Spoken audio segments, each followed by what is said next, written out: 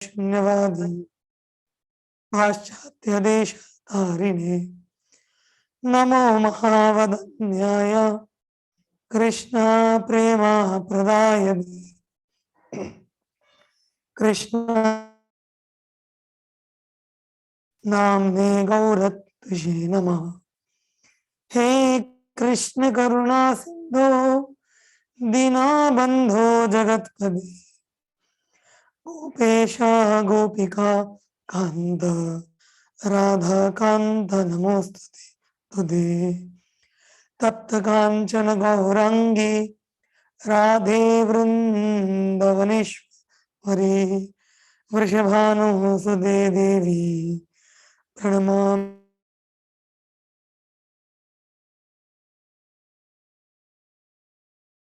कृपा सिंधु भयेव च पतितानां पावनेभ्यो वैष्णवेभ्यो नमो नमः। जय श्री कृष्ण चैतन्य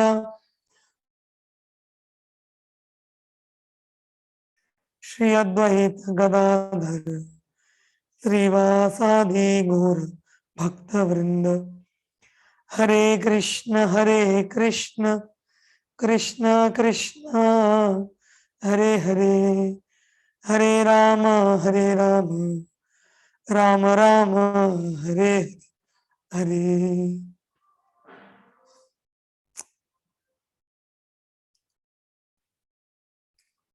हरे कृष्णा।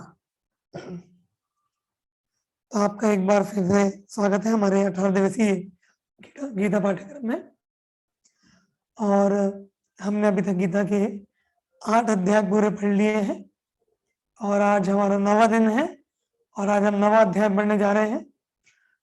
तो ये जो 9वां अध्याय है ये बहुत ही विशेष और बहुत ही महत्वपूर्ण अध्याय है, क्योंकि देखिए इस अध्याय में भगवान जो बताने जा रहे हैं, इस अध्याय का नाम ही है परम गुह्य ज्ञान, अर्थात सबसे जो सीक्रेट और सबसे जो खुफिया ज्ञान जो भगवान के विषय में है वो इस अध्याय में भगवान बताते हैं। इसलिए भगवान ने इस अध्याय को पूरी भगवत गीता के बीचों बीच रखा है, एकदम सेंटर। जैसे कोई भी कीमती वस्तु होती है तो उसको हम बीच में रखते हैं ना, एकदम संभाल कर, मतलब सभी जगह से प्रोटेक्शन देकर, ऊपर से प्रोटेक्शन, नीचे से प्रोटेक्शन, बीच में रखते हैं। या जैसे आप लोगों ने सैंडविच तो खाया होगा, तो सैंडविच में क्या होता है, नीचे ब्रेड होता है, ऊपर ब्रेड होता है, और जितना भी उसका मसाला होता है वो सब बीच में होता है। तो बिना मसाले के सैंडविच का तो मजा नहीं आता है कि नहीं। तो उसी प्रकार से ये जो भगवत गीता का जो सबसे महत्वपूर्ण ज्ञान है, भगवान अभी तक बहुत सारे ज्ञान बोले गीता में, लेकिन अभी जो ज्ञान भगवान बोलने जा रहे हैं वो सबसे महत्वपूर्ण है। इसलिए आज हम उसको पढ़ेंगे, परम गुह्य ज्ञान। तो इस अध्याय में टोटल 34 श्लोक है और इसको हमने 4 भागों में डिवाइड किया है। तो उसके बारे में हम पढ़ेंगे आगे चल के। और तो देखिए दूसरे से 6वें अध्याय तक, दूसरे अध्याय में भगवान ने गीता बोलना चालू करी।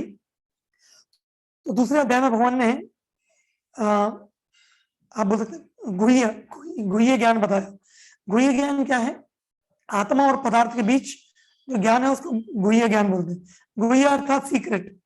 फिर 7वें और 8वें अध्याय में भगवान ने भक्ति के बारे में बताया, उनके प्रकृति, जीव और भगवान के बीच में क्या संबंध है उसके विषय बताया। तो उसे गुह्यतरा बोलते हैं, गुह्यतरा। और जो 9वें अध्याय में भगवान बताने जा रहे हैं शुद्ध भक्ति के बारे में, केवल भक्ति। तो देखिए कर्मकांड, कर्मयोग, भक्ति, शुद्ध भक्ति। तो शुद्ध भक्ति का जो ज्ञान है वो सबसे बड़ा ज्ञान है, उससे बड़ा दुनिया में और कुछ नहीं है। तो इस अध्याय में भगवान उस शुद्ध भक्ति और केवल भक्ति के बारे में बताने जा रहे हैं, और उसके विषय में भगवान अपना ऐश्वर्य ज्ञान बताते हैं और शुद्ध भक्ति की महानता भी इस अध्याय में भगवान बताते हैं। इस अध्याय का जो पहला खंड है वो पहले 3 श्लोकों में आता है, श्लोक क्रमांक 1 से लेकर 3 तक के बीच में।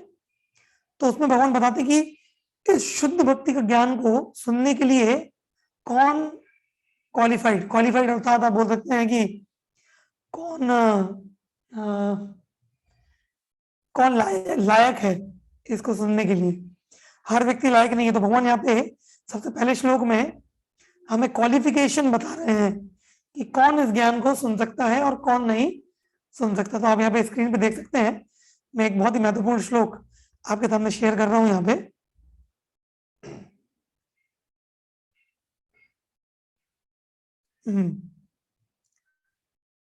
तो सबसे पहला श्लोक इस अध्याय का भगवान बोल रहे हैं, श्री भगवान उवाच इदं तु ते गुह्यतमं प्रवक्ष्यामि अनसूयवे ज्ञानं विज्ञान सहितं यज्ञात्वा मोक्षसे शुभात्। देखिए भगवान बोल रहे हैं, इदं तु ते गुह्यतमं प्रवक्ष्यामि। अर्जुन, अभी तक मैंने तुम्हें जितने भी ज्ञान दिए हैं इसमें से ये ज्ञान सबसे गुह्यतम है। गुह्यतमम मतलब सबसे ज्यादा सीक्रेट। गुह्यतमम मैंने हाईलाइट भी करा है उस शब्द को। प्रवक्ष्यामि, मैं बोलने जा रहा हूं किससे? तुमसे, क्योंकि तुम हो अनसूयवे। आप इस शब्द को ध्यान में रखते हैं, अनसूय, अनसूयवे अर्थात वो व्यक्ति जिसके हृदय में भगवान कृष्ण के प्रति ईर्ष्या नहीं है। ईर्ष्या नहीं अर्थात कोई कहेगा कि भैया हमारे हृदय में तो नहीं है भगवान के प्रति ईर्ष्या, नहीं। देखिए इस दुनिया में ऐसे बहुत से लोग हैं जो भगवान के प्रति ईर्ष्या करते हैं। कैसे? क्या है ना कि जब भगवान अपने बारे में इस अध्याय में बताने वाले कि मैं परम भगवान हूं, मैं परमेश्वर हूं, मुझसे बढ़कर कोई नहीं है, तो बहुत से लोग डाउट करते हैं, अरे कृष्ण अपने बारे में क्या समझता है कि अपने आप को भगवान बोल रहा है। तो ऐसे करके लोग ईर्ष्या करते हैं। हाँ, वो बोलते हैं बहुत सारे भगवान है, हम भी भगवान है इस दुनिया में, कृष्ण को क्यों भगवान मानने का, ऐसे करके बोलते हैं। क्योंकि उनको भगवान के विषय में ज्ञान नहीं है, भगवान से ईर्ष्या करते हैं, इसलिए वो भगवान के विषय में बुरी ज्ञान समझ नहीं सकते। लेकिन अर्जुन जो है, अर्जुन भगवान के भक्त है, और भक्त होने के नाते वो भगवान से तनिक मात्रा में भी ईर्ष्या नहीं करते। इसलिए भगवान बहुत ही क्या बोलते हैं, कॉन्फिडेंस के साथ, आत्मविश्वास के साथ अपने बारे में बताने जा रहे हैं, क्योंकि इनको पूरा यकीन है कि मैं जब अपने बारे में बताऊंगा तो अर्जुन मेरे से ईर्ष्या नहीं करेगा। ऐसे कर, अर्जुन मेरे से ईर्ष्या नहीं करेगा जब मैं अपने बारे में बताऊंगा। तो यहाँ पे ये समझना बहुत आवश्यक है कि ये ज्ञान जो है कौन सुन सकता है, जो जिसके हृदय में भगवान के प्रति ईर्ष्या नहीं। दूसरा यहाँ पे भगवान बोल रहा है ज्ञान विज्ञान सहितम। 7वें और 8वें अध्याय में मैंने भगवान बोले मैंने ज्ञान बताया, तो यहाँ पे ज्ञान विज्ञान जिसको सुनकर मोक्ष से शुभात, व्यक्ति मुक्त हो जाएगा। तो प्रभुपाद जी इस पहले श्लोक के तात्पर्य में अगर आप पढ़ेंगे गीता में तो लिखते हैं कि देखिए बाजार में गीता की बहुत सारी कमेंट्रीज आती हैं। कमेंट्रीज अर्थात बहुत से लोग गीता के ऊपर टिप्पणी लिखते हैं, लेकिन जब गीता में भगवान बोलते हैं कि हे अर्जुन तुम मुझे शरणागत हो जाओ, मेरी शरण में आओ, मेरे भक्त बनो, तो ऐसे लोग क्या करते हैं, वो भगवान की बातों को थोड़ा उल्टा पुल्टा करके बताते हैं। वो आपसे बोलते हैं, वो ऐसा लिखते हैं, ये जो भगवान से ईर्ष्या करते हैं, जो लोग कमेंट्री लिखते, टिप्पणी लिखते हैं गीता के ऊपर, वो बोलते हैं कि देखो जब कृष्ण आपसे बोल रहे हैं कि आपको उनकी शरण में जाना है, तो आपको कृष्ण की शरण में नहीं जाना है, कृष्ण के अंदर जो अव्यक्त बैठे हुए हैं, कृष्ण के अंदर जो निराकार ब्रह्म बैठे हुए हैं, उनकी शरण में जाना है। तो ऐसा करके भगवान की बातों को वो तोड़ मोड़ कर और घुमा फिरा कर अपना उसमें दिमाग लगाकर बताते हैं, जबकि भगवान बहुत स्पष्ट रूप से बोल रहे हैं कि तुम मेरी शरण में आओ। वो बोलते नहीं नहीं नहीं, आप कृष्ण की बातों को सीरियसली मत लीजिए, कृष्ण को भगवान मत समझिए। कृष्ण तो एक साधारण व्यक्ति है जो ऐसे गांव में पैदा हुआ था, गाय माय चराता था और लड़कियों के साथ नाचता था, चोरी चकाटी करता था। वो तो आपकी और मेरी तरह साधारण व्यक्ति है, उसको ज्यादा आपको सीरियसली लेना है।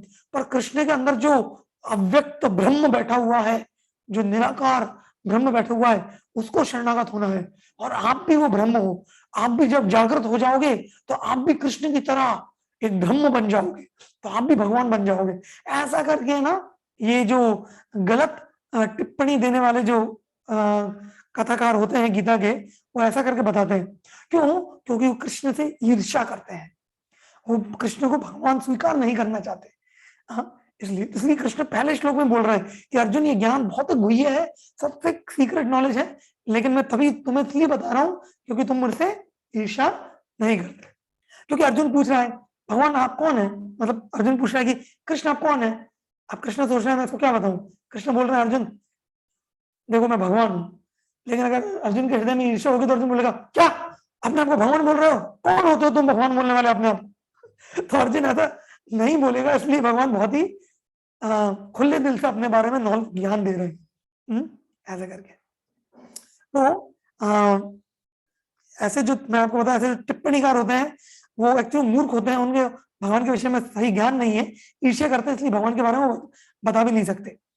तो अभी दूसरे श्लोक में इस अध्याय के भगवान हमें ये जो ज्ञान वो बताने जा रहे हैं, शुद्ध भक्ति का ज्ञान, केवल भक्ति का ज्ञान, सबसे हाईएस्ट ज्ञान जो है इस पूरी गीता का, उसके 8 लक्षण हमें भगवान बता रहे हैं।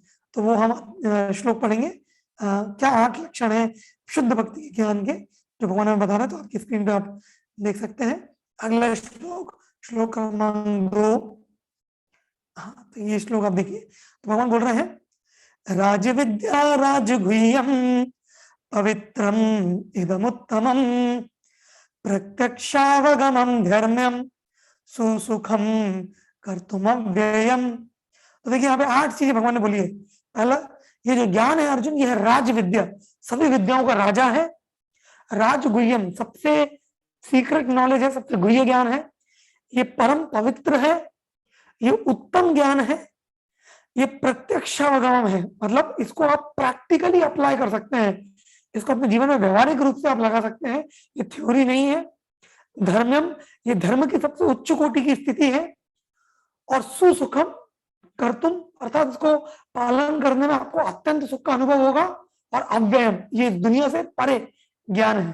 तो इस प्रकार से भगवान 8 इसके लक्षण बता रहे हैं इस ज्ञान के। तो अभी आपको इतना चिंतित होने की जरूरत नहीं है। इस भगवान क्या बताना चाहते हैं उसको हम एक छोटी सी अच्छी सी स्टोरी के थ्रू आपको समझाते हैं। तो आप यहाँ पे देख सकते हैं, यहाँ पे हमें नारद मुनि की स्टोरी में आपको बताऊंगा स्लाइड्स के थ्रू कि नारद मुनि इस ज्ञान को लेकर कैसे नारद मुनि बने, मतलब नारद मुनि बनने से पहले वो कौन थे और कैसे इस आध्यात्मिक ज्ञान को प्राप्त करके वो नारद मुनि बने। तो ये जो स्टोरी है ये श्रीमद् भागवत महापुराण के पहले स्कंद में आती है कि हाउ नारद मुनि बिकेम ए ग्रेट डिवोटी, मतलब एक नारद मुनि महान भक्त कैसे बने। तो स्टोरी इस प्रकार से है, इसमें कुछ चित्रों के साथ आपको देखने मिलेगी। तो नारद मुनि अपने शिष्य व्यासदेव को भागवत के पहले स्कंद में अपने पूर्व जन्म के बारे में बताते हैं कि व्यासदेव नारद मुनि बनने से पहले मैं एक गांव में एक मेड सर्वेंट, अर्थात एक काम करने वाली जो होती है ना, जैसे घर में जो बर्तन मांजने वाली आती है या जो झाड़ू पोछा करने वाली आती है, ऐसी नौकरानियां जो होती है, ऐसी एक कोई साधारण सी स्त्री जो कि ऐसी दासी स्त्री होती है, मेड सर्वेंट, उसके घर में मैं पैदा हुआ। एक्चुअली इस जन्म से पहले नारद मुनि, इस जन्म ये दासी पुत्र के रूप में आने से पहले भी नारद मुनि एक गंधर्व के रूप में स्वर्गलोक में थे, लेकिन उनको एक शाप मिला था, इसलिए शाप मिलने के कारण वो एक दासी पुत्र के रूप में पैदा हुए। तो यहाँ से उसकी स्टोरी आ रही है। तो फिर जब वो उस घर में पैदा हुए तो फिर क्या हुआ कि एक समय क्या हुआ कि चतुर्मास का जो टाइम चल रहा था, जो 4 महीने होते हैं बारिश के, तो उस समय कुछ महान वैष्णव साधु संत महात्मा लोग उस गांव में आए जहाँ पे नारद मुनि अपनी माँ के साथ रहते थे।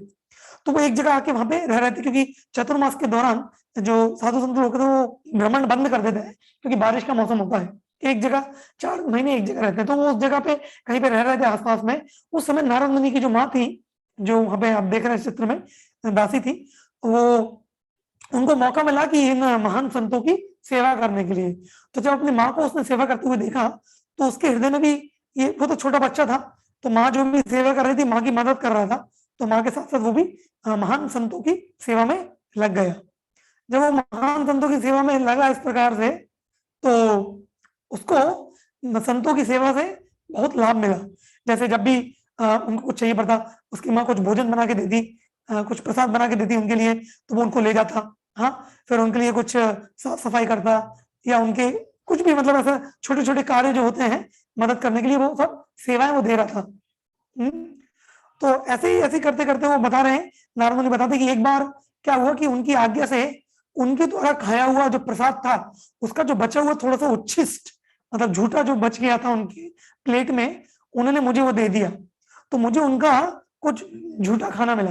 देखिए, महान भक्तों का जब हम कुछ उच्छिष्ट खाते हैं तो उसमें बहुत शक्ति होती है। वैसे किसी को उच्छिष्ट हमें नहीं खाना चाहिए, क्योंकि बीमारियों के कारण होते हैं, लेकिन महान संत जो होते हैं, अगर हमें थोड़ा सा भी उच्छिष्ट प्राप्त करने का मौका मिल जाए, तो उससे हमारी भक्ति बहुत जोर से बढ़ सकती है, बहुत शीघ्र बढ़ सकती है। तो नारद मुनि वही बता रहे हैं कि मैं उनको थाली में परोसता था, और खाने के बाद जो कुछ बचता था वो मुझे दे देते थे। तो उस प्रकार से मैंने जब उनका झूठा खाया, तो मेरे जितने भी पाप थे वो सब नाश हो गए।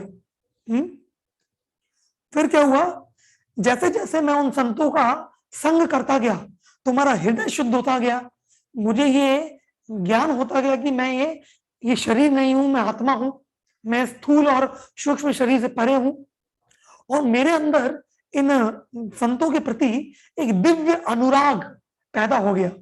उनके व्यवहार के कारण, उनके भगवान के प्रति जो उनका अनुराग है, उनका भगवान के प्रति जो आसक्ति है, उससे मैं बड़ा प्रभावित हो गया, ऐसा बता रहे हैं। फिर धीरे धीरे क्या हुआ, फिर 4 महीने खत्म हो गए बारिश के, और ये जो संत थे, ये अब इनके जाने का समय आ गया। तो जाने से पहले इन लोगों ने, हालांकि मैं छोटा सा बच्चा था, इन लोगों ने मुझे भक्ति योग में इन्होंने मुझे ज्ञान प्रदान किया, वही ज्ञान जो हम इस अध्याय में पढ़ रहे हैं। और फिर वो लोग मुझे ज्ञान प्रदान करके चले गए।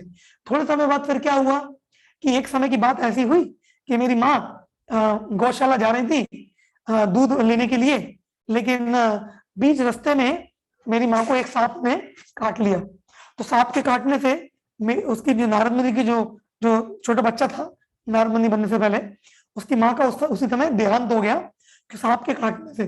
तो फिर क्या हुआ, फिर वो अकेले हो गया, क्योंकि उसके पिताजी तो थे नहीं।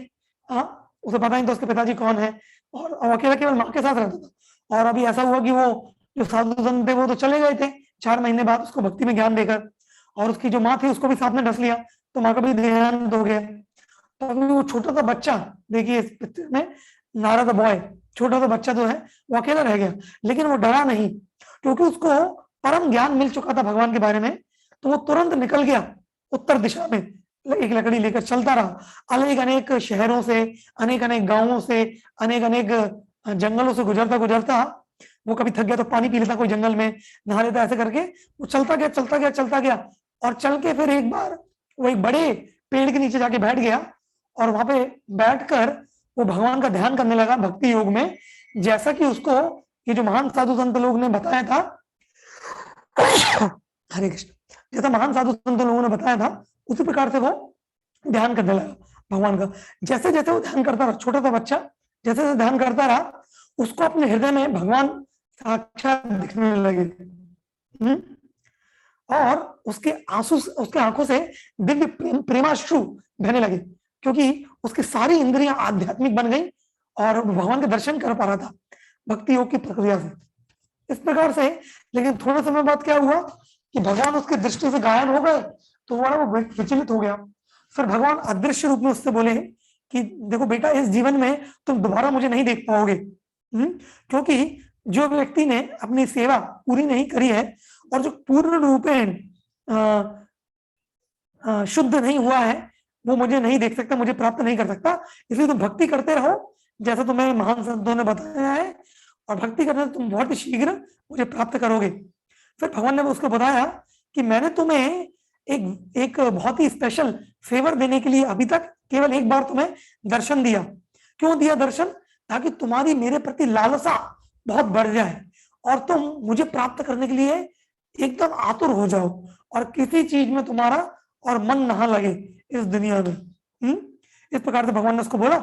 ऐसे बोलकर फिर नारद मुनि फिर वो बच्चा क्या करने लगा, भगवान तो अदृश्य हो गए बोलकर, फिर इस प्रकार से वो अपना जीवन व्यतीत करने लगा, लेकिन जीवन व्यतीत करते करते वो हमेशा यही चीज का ध्यान करता था कि मुझे भगवान को प्राप्त करना है, भगवान को प्राप्त करना है। इस समय इस प्रकार वो भगवान का नाम लेता हुआ, उनका गुणगान गाता हुआ, उनकी कथा सुनता हुआ अपना जीवन बिताता रहा, और यही अपने समय का इंतजार करते हुए कि भैया कब मेरे को मृत्यु आएगी। जब मृत्यु, फिर फाइनली एक समय आया जब उसको अपना शरीर छोड़ना पड़ा, जैसा आप यहाँ पे देख सकते हैं। लेकिन जैसे ही उस व्यक्ति ने, उस लड़के नारद ने अपना शरीर छोड़ा, तुरंत उसको एक दिव्य आध्यात्मिक शरीर प्राप्त हुआ। जैसे आप इस पिक्चर में देख रहे हैं, नीचे वो एक अपना जो भौतिक शरीर है उसको छोड़ रहे हैं, और उसके शरीर से कौन निकल रहे हैं? आध्यात्मिक शरीर में नारद मुनि निकल रहे हैं। मतलब भक्ति योग करके वो कौन बन गए? वो व्यक्ति, वो स्वयं नारद मुनि बन गए। और उस प्रकार से बताते कि उस समय के बाद मैं नारद मुनि के रूप में, मुझे भगवान ने एक वीणा दी, उस वीणा को लेके मैं पूरे ब्रह्मांड में भ्रमण करता हूँ भगवान का नाम गुणगान करते हुए। हाँ, और अलग अलग लोगों को प्रचार करते हुए भ्रमण करता हूँ मुक्त आत्मा के रूप में। तो नारद मुनि का जो आध्यात्मिक है, वो भौतिक नहीं है हमारी तरह। इस प्रकार से बताता हूँ। तो इसमें बताया नारद मुनि को किन किन को उन्होंने प्रचार किया। तो नारद मुनि ध्रुव के गुरु बने। नारद मुनि नल कुबेर और मणि ग्रुप का उद्धार किया, जो यमल अर्जुन वृक्ष बने थे भगवान के आंगन में। नारद मुनि ने व्यास देव को ज्ञान दिया।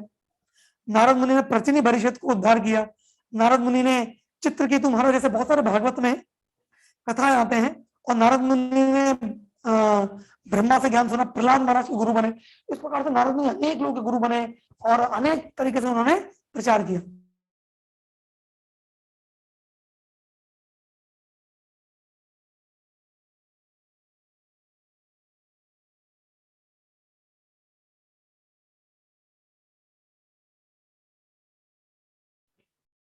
हरे कृष्णा।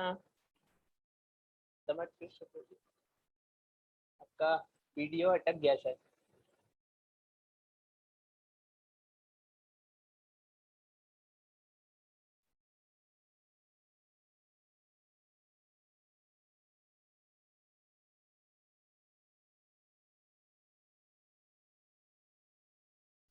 हरे कृष्णा। हरे कृष्णा प्रभु। आवाज आ रहा है ना प्रभु? हाँ अभी आ रहा है प्रभु जी, वो अटक गया था 1 मिनट के लिए। ओके।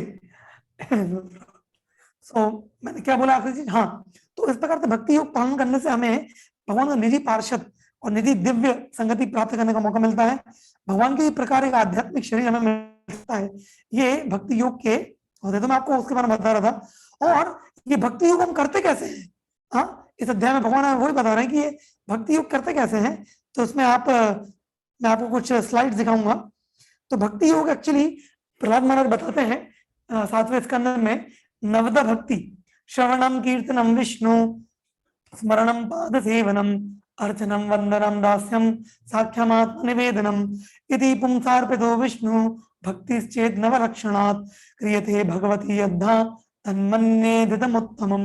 ऐसा एक श्लोक बोलते हैं प्रहलाद महाराज की, ये जो नवदा भक्ति है अर्थात 9 प्रकार से श्रवण करके, कीर्तन करके, स्मरण करके, अर्चन करके, भगवान की पूजा करके, भगवान की सेवा करके, दास्यम साख्यम आत्मनिवेदनम, स्मरण करके, इस प्रकार से भगवान की भक्ति होती है। तो यहाँ पे आप देख सकते हैं अलग अलग भक्ति के अंग हम जो यहाँ पे दिखा रहे हैं। सबसे पहला अंग अपन जो यहाँ पे देख रहे हैं वो है श्रवण अंग, अर्थात भगवान से श्रवण करना।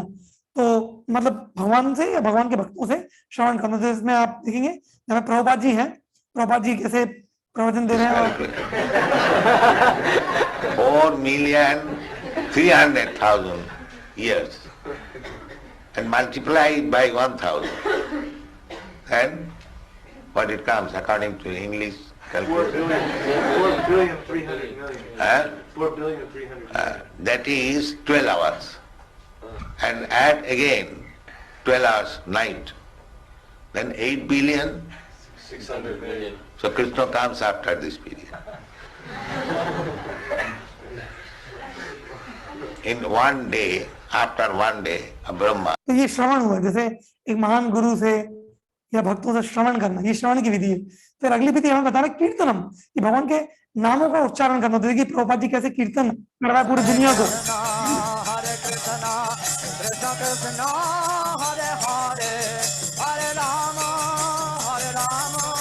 राम राम हरे हरे, हरे कृष्णा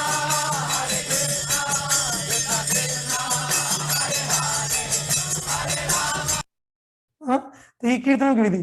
फिर देखिए यहाँ पे स्मरण बताया गया है। स्मरण अर्थात यहाँ पे अलग अलग लीलाएं भगवान की चल रही है, बैठ के भगवान का स्मरण कर रहा है। स्मरणम, देखिए एक तरफ भगवान की अलग अलग भगवान की लीला चल रही है, कहीं पे कालिया लीला चल रही है, कहीं पे गोवर्धन लीला, कहीं पे गौ लीला, हाँ कहीं पे ब्रह्म लीला। तो अलग अलग लीलाओं का यहाँ पे भक्त स्मरण करता है, ध्यान करता है। फिर यहाँ पे बताया पाद सेवनम, जैसे लक्ष्मी जी भगवान के पैरों की सेवा करती है, चरणों की सेवा करती है, यहाँ पे पाद सेवनम उसको बोलते हैं, भगवान के चरणों की सेवा करना। पाद सेवनम जब हम भगवान के धाम जाते हैं, वृंदावन, मायापुर, जगन्नाथपुरी ऐसे धाम जाते हैं, उसे भी पाद सेवनम कहते हैं, अर्थात भगवान के चरणों की सेवा करना। भगवान के धाम भी भगवान के चरण होते हैं, यहाँ पे लक्ष्मी जी जैसे भगवान के पाद सेवन कर रही है। फिर यहाँ पे बता अर्चनम, अर्चनम अर्थात भगवान के श्री विग्रहों की पूजा आराधना करना। तो देखिए यहाँ पे भक्त पूजा आराधना कर रहे हैं। Yesha Deepaha, followed by the deity's Mula Mantra. Offer 4 circles to the lotus feet, 2 circles to the navel, and 3 circles to the lotus face of the deity. Then offer the deepa gracefully in ये हुआ 7 अर्चनम, पूजा, हाँ भगवान के विग्रहों की पूजा। फिर वंदनम, वंदनम अर्थात भगवान से प्रार्थना करना। देखिए प्रभुपाद जी यहाँ पे भगवान को प्रणाम कर रहे हैं, इतने बड़ी एज में भी। He's always meek and mild, with a warm and friendly smile, so simple in his living, singing all the while, he sings out Krishna's name. यो वंदनम। फिर दास्यम, दास्यम अर्थात सेवा, जैसे हनुमान जी को हम जानते हैं, हनुमान जी सबसे अच्छे उदाहरण है कि एक दास रूप में भगवान की सेवा कैसे करी जा सकती है। यहाँ पे उसके बारे में बता रहे हैं। जैसे राम जी चल रहे हैं, हनुमान जी उनकी सेवा में लगे हुए हैं। देखिए ये तो इस प्रकार से हमने क्या देखा, इस प्रकार से हमने देखा कि अलग अलग ये जो नवदा भक्ति है, यही भक्ति की प्रोसेस है, और इसी ज्ञान को भगवान ने अध्याय में बता रहे हैं। ये सबसे परम कोई ज्ञान है। हमें कोई कर्मकांड, कर्म योग, ज्ञान योग, अष्टांग योग, ध्यान योग, ये सबके चक्कर में नहीं पड़ना है। ये जो नवोध्याय भगवान भक्ति का ज्ञान बता रहे हैं, ये सबसे परम ज्ञान है। तो पहले श्लोक में भगवान ने बताया कि उनसे ईर्ष्या नहीं करना, वो जो उनसे ईर्ष्या नहीं करता वो इस ज्ञान को समझ सकता है। दूसरे श्लोक में भगवान ने बताया 8 लक्षण इस ज्ञान के, जो भक्ति का ज्ञान है, जिसमें हमने नवदा भक्ति के अंग सीखे, और मैंने आपको नारद मुनि का कथा बताया कि वो कैसे महान भक्त बन गए इसी ज्ञान के द्वारा। और भगवान तीसरे श्लोक में बताते हैं कि जो अश्रद्धालु लोग हैं, जो भगवान पर श्रद्धा नहीं रखते, वो कभी इसको समझ नहीं सकते। तो भगवान बोलते हैं अश्रद्धाना पुरुषा धर्मस्य परंतपा अप्राप्य माम निवर्तन्ते मृत्यु संसार वर्तमनि। ये अर्जुन जो मेरे द्वारा बताए गए इस परम ज्ञान में श्रद्धा नहीं रखते, वो मुझे कभी प्राप्त नहीं कर पाएंगे। अप्राप्य माम, और क्या होगा उनका, निवर्तन्ते मृत्यु संसार, इस मृत्यु संसार में उनको बार बार आना पड़ेगा। ऐसा करके। तो ये पहले 3 श्लोकों में हमने ये बताया, ये पहले 3 श्लोक सबसे इंपॉर्टेंट है।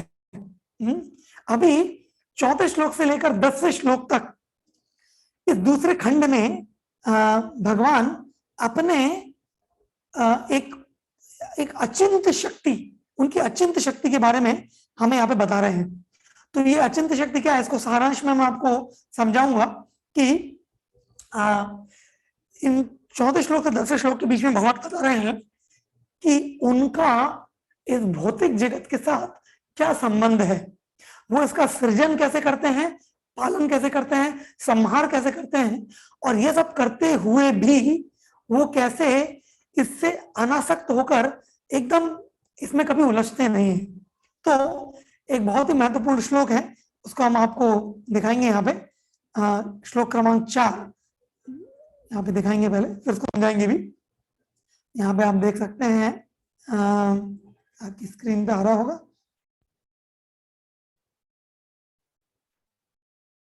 हाँ, तो ये श्लोक है, यहाँ पे भगवान बोल रहे हैं मया तदमिदं सर्वं जगदव्यक्त मूर्तिना मत्स्थानि सर्वभूतानि नाचाहं तेषु अवस्थितः।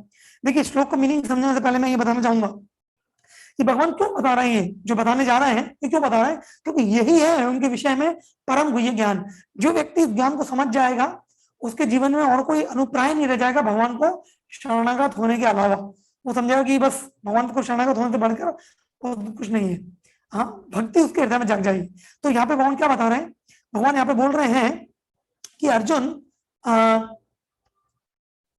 कि इस दुनिया में मैं जो हूं, भगवान जो है, मैं सभी जगह व्याप्त हूं। इस दुनिया भगवान बता रहे हैं कि मैं हर कण कण में व्याप्त हूं और हर इस दुनिया में जो भी कुछ है वो सब मेरे अंदर है, लेकिन तुम ये समझो कि मैं उसमें नहीं हूं, ऐसे करके बोल रहे हैं। अब ये थोड़ा चक्कर घुमाने वाला श्लोक है, ये 3 श्लोक है, चौथा, पांचवा और छठवा। इसमें भगवान इस संसार के साथ अपने संबंध को बता रहे हैं, जिसमें वो बताते हैं कि उनका इस दुनिया के साथ एक ऐसा कनेक्शन है, कनेक्शन होते हुए भी नहीं है। तो उसको कुछ उदाहरण के साथ समझना पड़ेगा।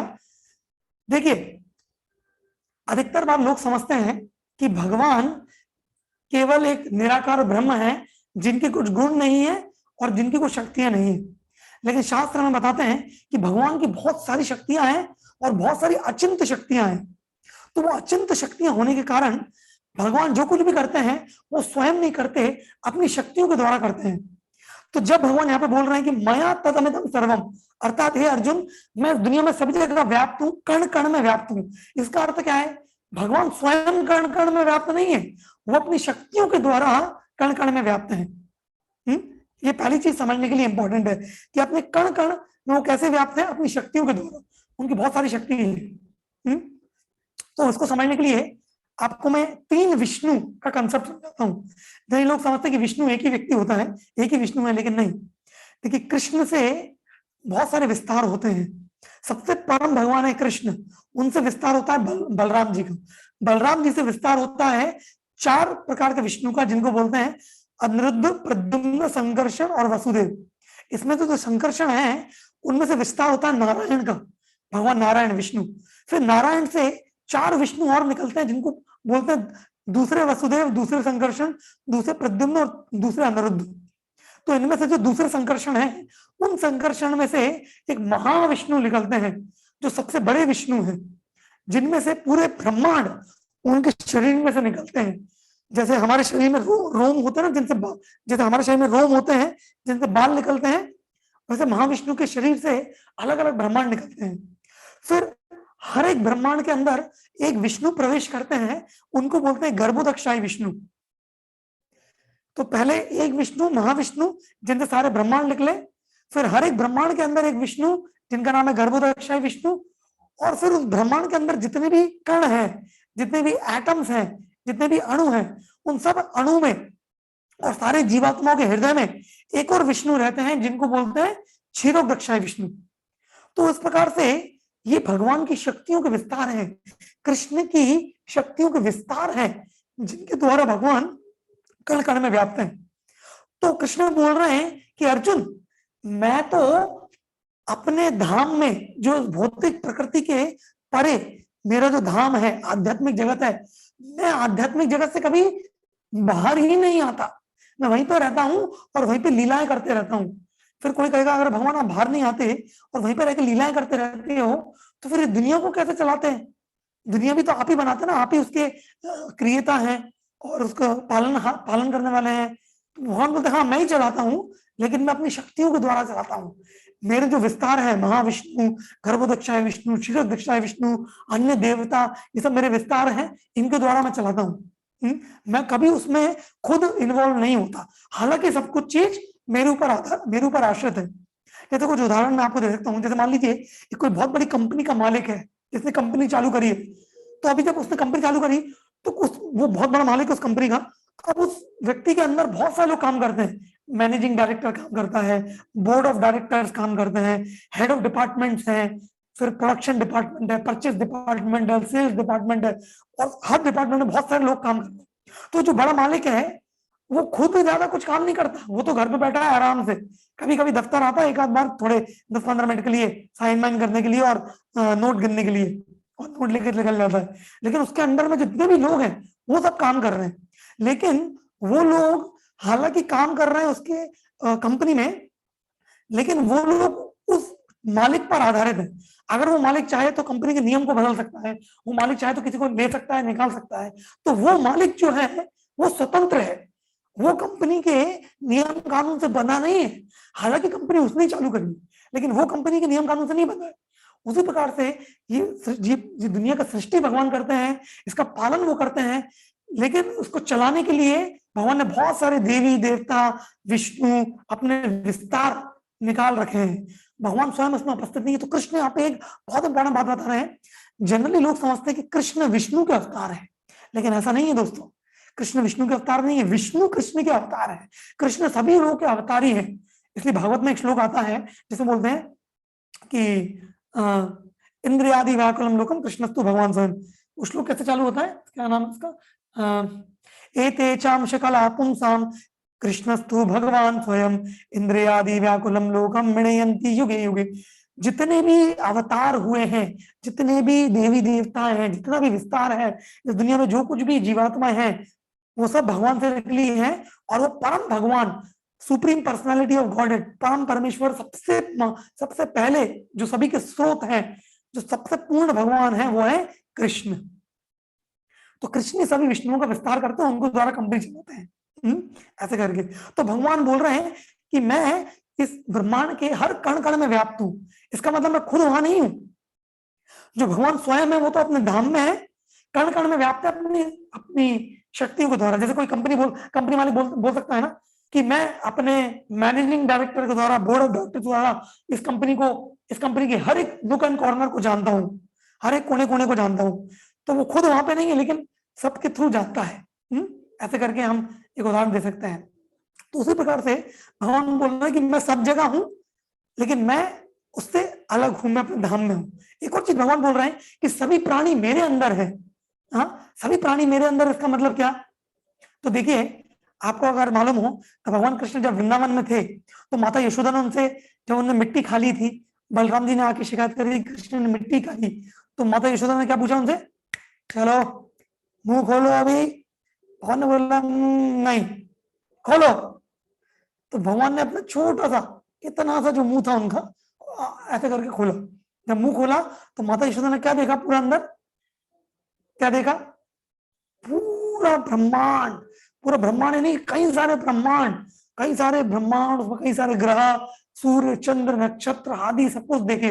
और स्वयं को भी उसके अंदर, माता यशोदा ने स्वयं को भी देखा भगवान के मुंह के अंदर देखते हुए। उसके अंदर देखा कि मैं भगवान के मुंह के अंदर देख रही हूँ, उसके अंदर देखा कि मैं भगवान के मुंह के अंदर देख रही हूँ। तो इस प्रकार से वो एकदम घबरा गई, एकदम मोहित हो गई कि ये क्या होगा। हाँ, ऐसा करके। तो ऐसे मैं आपको यहाँ पे वो दिखा भी सकता हूँ, एक मिनट स्क्रीन पे शेयर करेंगे। तो इस प्रकार से वो पूरा देखकर एकदम चकित हो गई कि अरे कृष्ण प्रभु, मेरा स्क्रीन दिख रहा है अभी? दिख रहा है प्रभु जी। ओके, तो आप देख सकते हैं कि यशोदा माता भगवान कृष्ण के मुंह में देख रही है। We shall see.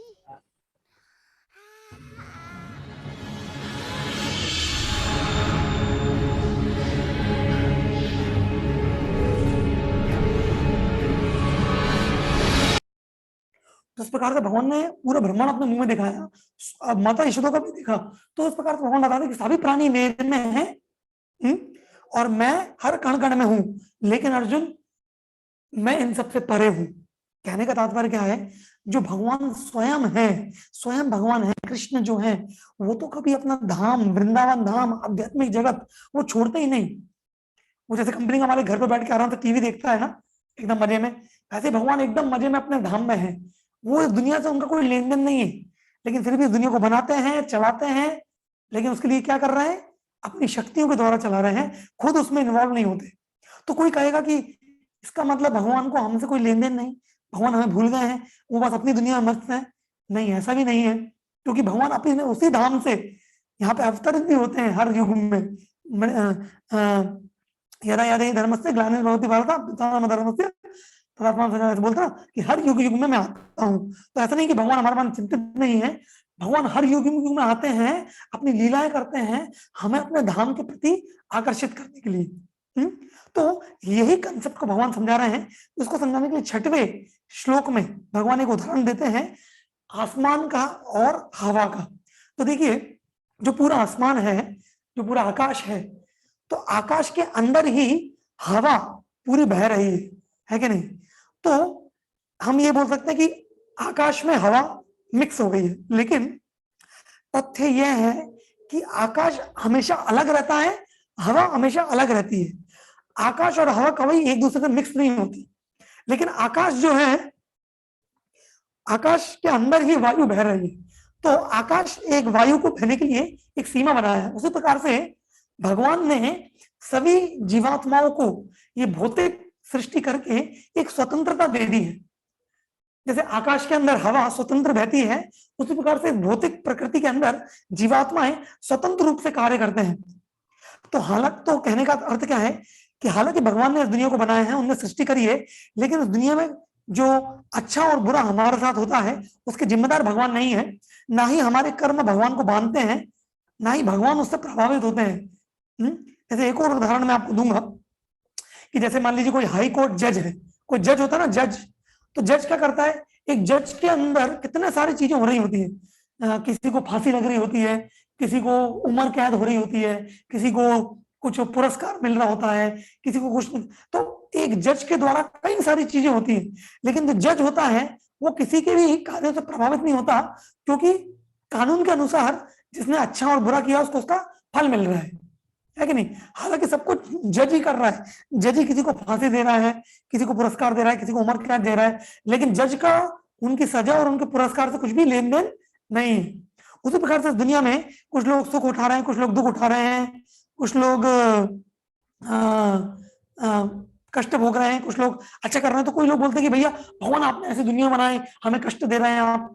नहीं नहीं नहीं, भगवान ने सिस्टम बना दिया, दुनिया बना दी, कर्म का सिद्धांत बना दिया। अब उस कर्म के सिद्धांत के अनुसार लोग अपने सुख दुख उठा रहे हैं, भगवान से उसका कोई लेन देन नहीं है। एट द सेम टाइम साथ ही साथ भगवान का लेन देन भी है, क्योंकि बिना भगवान के ये दुनिया चल भी नहीं सकती। तो ये 4 श्लोक से 6वें श्लोक के बीच में यही बहुत ही आप बोल सकते हैं कि एक अचिंत्य कंसेप्ट यहाँ पे बताया जा रहा है कि किस प्रकार से भगवान इस दुनिया से कनेक्टेड भी है और डिसकनेक्टेड भी है। उन्होंने दुनिया बनाई है, इसको चला रहे हैं, इसका देखभाल कर रहे हैं। एट द सेम टाइम भगवान का इस दुनिया से कुछ लेन देन नहीं है, वो तो अपने धाम गोलोक वृंदावन धाम में नित्य शाश्वत निवास कर रहे हैं, अपने निजी पार्षदों के साथ नित्य लीला कर रहे हैं।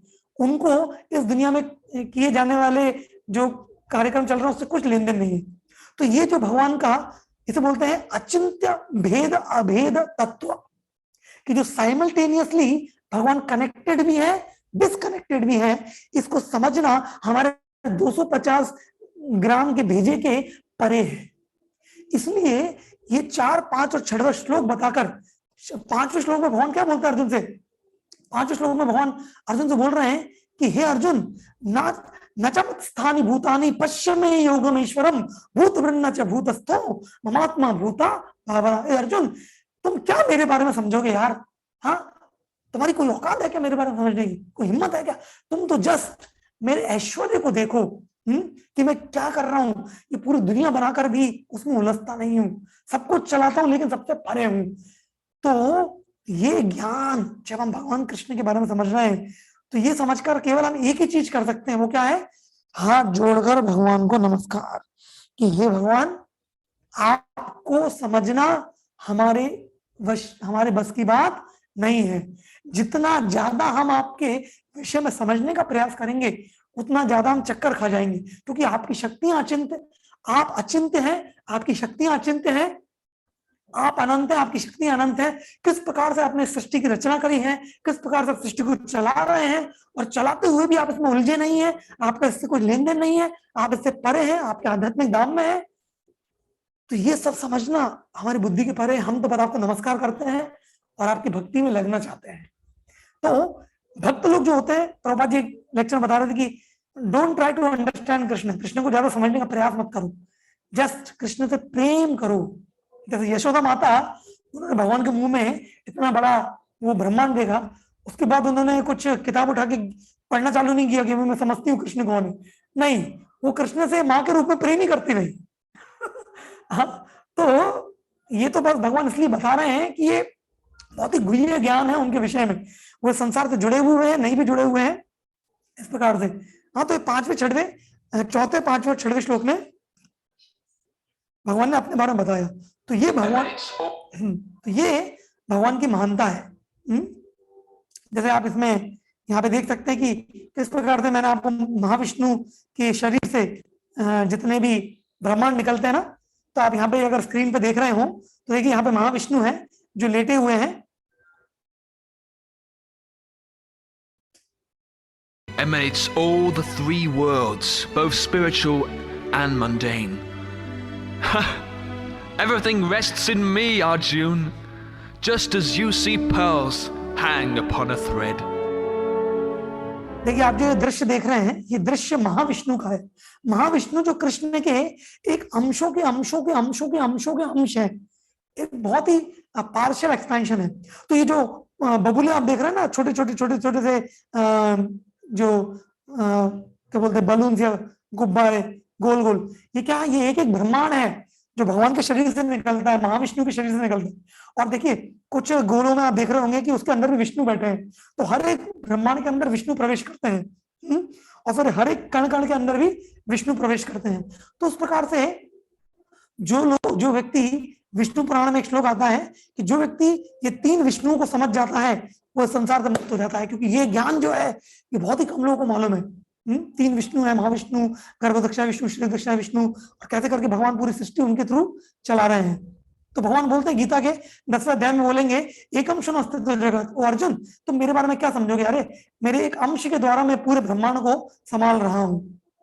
इस प्रकार से तो भगवान अपने शक्तियों की तरह, अपने शक्तियों के द्वारा पूरे दुनिया को सृजन करते हैं, चलाते हैं। और जो स्वयं भगवान है, स्वयं कृष्ण, गोलोक वृंदावन वाले कृष्ण, ब्रजेंद्र नंदन कृष्ण, यशोदा नंदन कृष्ण, गोचारण करने वाले कृष्ण, वो अपने धाम में ही रहते हैं, वहां से कभी आते नहीं है। इस प्रकार से तो अभी तक हमने जो बताया ये अध्याय का सबसे मूल ज्ञान था।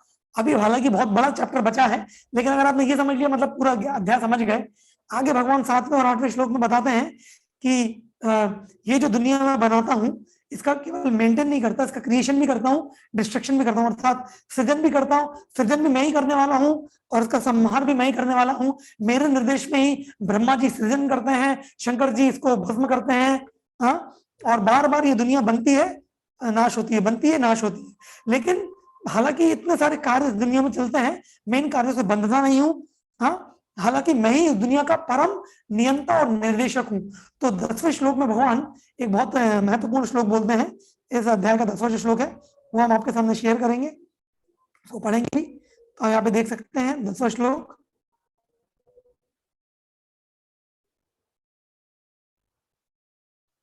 हाँ, तो आप यहाँ पे देखिए भगवान बोल रहे हैं, मायाध्यक्षेण प्रकृति ही सूयते सा चराचरम हेतुनानेन कौन्तेय जगद्द्वि परिवर्तते। हे अर्जुन, ये जो भौतिक प्रकृति है ये मेरी एक शक्ति है और ये मेरे निर्देशन में ही काम कर रही है। हाँ, और चर अचर प्राणियों को उत्पन्न कर रही है। और ये प्रकृति मेरे निर्देशन में बार बार उत्पन्न होती है, फिर नष्ट होती है, उत्पन्न होती है, नष्ट होती है। तो भगवान बोल रहे हैं मेरे निर्देशन में काम कर रही है। लेकिन भगवान ने पहले ही बता दिया, हालांकि मेरे निर्देशन में कर रही है लेकिन मैं उसमें उलझता नहीं हूँ, मेरा उससे कोई लेन देन नहीं है। तो भगवान की शक्ति इतनी शक्तिशाली है, ऐसा करके भगवान बता रहे हैं। तो देखिए भगवान इतने महान है, पूरी दुनिया को चला रहे हैं। लेकिन जब भगवान एक साधारण मनुष्य की तरह अवतरण लेते हैं, जैसे कृष्ण के रूप में अवतरण लेते हैं, यशोदा और नंद के पुत्र बनते हैं, देवकी और वसुदेव के पुत्र बनते हैं, तब कुछ लोग ऐसे होते हैं जो उनको समझ नहीं पाते, उनको जान नहीं पाते। हाँ, और ऐसे करके भगवान को एक साधारण मनुष्य ही समझते हैं। इसलिए भगवान 11वें और 12वें अध्याय में ऐसे लोगों के बारे में बता रहे हैं जो उनको एक साधारण मनुष्य समझते हैं। हाँ, जो मायावादी लोग होते तो वो बोलते हैं, भगवान बोलते हैं अवजानन्ति मामूढ़ा मानुषम तनुमाश्रितम परम भावम अजानन्तो मम भूतम महेश्वरम, कि लोग मेरे परम भाव को नहीं जानते, मेरी महान स्थिति को नहीं जानते और मुझे एक साधारण मनुष्य समझ लेते हैं। और ऐसे लोगों का क्या होता है, ऐसे लोग अपने जीवन में कभी कुछ सक्सेस प्राप्त नहीं कर पाते, कुछ भी समृद्धि प्राप्त नहीं कर पाते। उनकी जितनी भी आशाएं हैं वो सब नष्ट हो जाती हैं और वो मोह में ही रहते हैं। हाँ, वो या तो स्वयं को भगवान बोलते हैं, किसी देवी देवता को परम भगवान मानने लगते हैं, लेकिन मुझे जान नहीं पाते। लेकिन इसके विपरीत कुछ ऐसे लोग हैं जो महान आत्मा है, महात्मा है, और वो मेरे भक्ति में, शुद्ध भक्ति में लगे हुए हैं। ऐसे महात्मा हमेशा मेरी जो दिव्य प्रकृति है, मेरी जो आध्यात्मिक प्रकृति है, उसके संरक्षण में रहते हैं। तो भगवान 13वें और 14वें श्लोक में ऐसे महात्माओं के बारे में बताते हैं। तो यहाँ पे भगवान बोल रहे हैं, जैसे प्रभुपाद जी का आप यहाँ पे उदाहरण देख सकते हैं, 13वें 14वें श्लोक में बोल रहे हैं भगवान अनन्य भक्तों के बारे में, महात्माओं के बारे में। महात्मानस्तु मां पार्थम देवीं प्रकृतिमाश्रिता भजन्ते अनन्य मनसो ज्ञात्वा भूतादिमत्वयम्। कि जो महात्मा लोग होते हैं वो अनन्य भक्ति में लगे रहते हैं, मेरे अनन्य भजन में। हाँ, और मुझे वो जानते हैं कि मैं अव्यय हूँ, इस दुनिया से परे हूँ, हाँ, परम भगवान हूँ। और क्या होता है ऐसे जानकर, सततम कीर्तयन्तो माम, सततम अर्थात कॉन्स्टेंटली, लगातार मेरे कीर्तन में लगे रहते हैं और बहुत दृढ़ होकर मेरी भक्ति करते हैं। यतन्तश्च दृढ़व्रता नमस्तंच माम भक्त्या नित्य युक्त उपासते।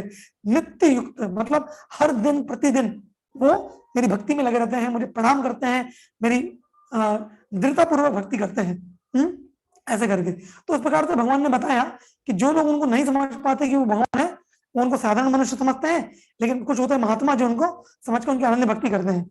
अब 15वें श्लोक से लेकर 15, 16, 17, 18 और 19 ये 4 श्लोक में भगवान ऐसे लोगों के बारे में बता रहे हैं जो बीच में है।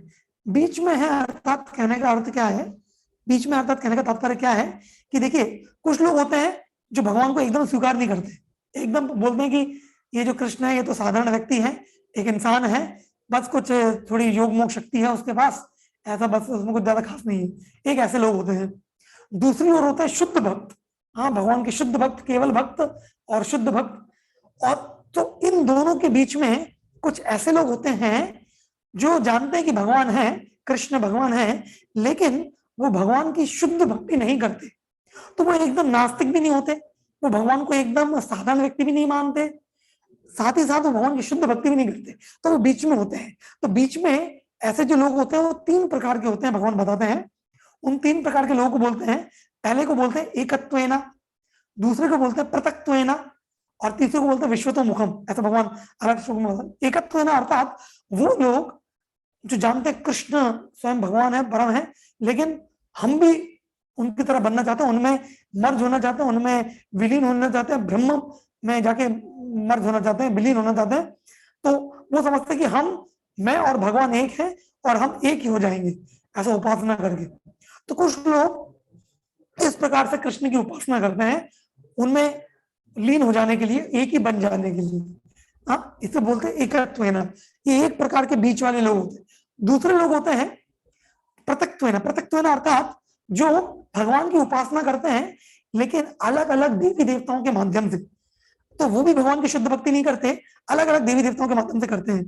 और तीसरे होते हैं जो भगवान, जो ये समझते हैं कि भाई सब कुछ भगवान है, इस दुनिया में जो है सब भगवान है, ये लैपटॉप भी भगवान है, ये कैमरा भी भगवान है, ये टेबल कुर्सी भी भगवान है, क्योंकि सब कुछ भगवान से आया तो सब कुछ भगवान है, ये पूरी दुनिया भगवान है, ये नदियां भगवान है, ये पहाड़ भगवान है, ये वनस्पति भगवान है, सब कुछ भगवान, ये पूरा ब्रह्मांड भगवान है। अर्थात वो भगवान के विश्व रूप की उपासना करते हैं। कल मैंने आपको पुरुष सुक्तम प्रेयर बताया था ना, तो भगवान का विश्व रूप का वर्णन था, उसकी उपासना करते हैं। तो ये 3 प्रकार के लोग, एकत्वेना जो भगवान में मर्ज होना चाहते हैं, विलीन होना चाहते हैं, पृथक्त्वेना जो देवी देवताओं की पूजा करते हैं, और जो भगवान के विश्व रूप को पूजा करते हैं, ये बीच वाले लोग हैं। कौन थे बीच वाले?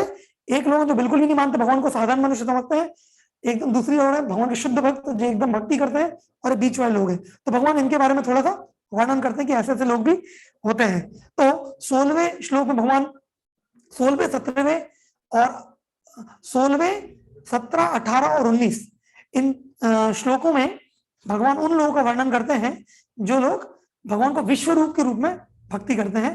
फिर 20वें से लेकर 25वें श्लोक तक भगवान उन लोगों का वर्णन करते हैं जो लोग भगवान की भक्ति करके कुछ फल की कामना करते हैं, स्वर्ग जाना चाहते हैं।